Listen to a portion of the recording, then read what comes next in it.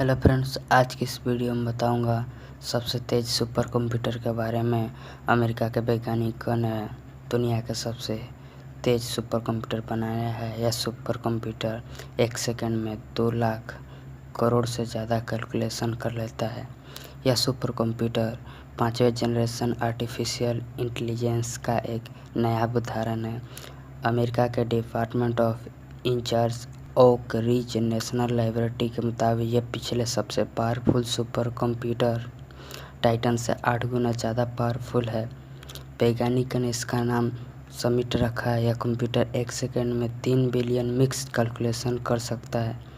America के energy अध्यक्ष रिक पुरी के मुताबिक यह सुपर कंप्यूटर वैज्ञानिक को अत्याधुनिक नई चुनौतियों का सामना करने में सहायता प्रदान करेगा।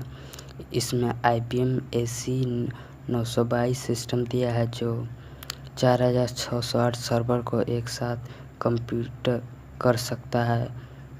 हर सर्वर में 22 कोर का IBM पावर 9 प्रोसेसर दिया है। साथ ही इसमें NVIDIA टेस्ला V100 GPU यानी ग्राफिक प्रोसेसिंग यूनिट एक्सीलरेटर दिया गया है जो डुअल रेल मिलनॉक्स EDR 100 गीगाबाइट पर सेकंड के साथ इंटरकनेक्टेड है। यह कंप्यूटर वेन जुबर्ट की देखरेख में बनाया गया है। Thanks for watching and subscribe my channel.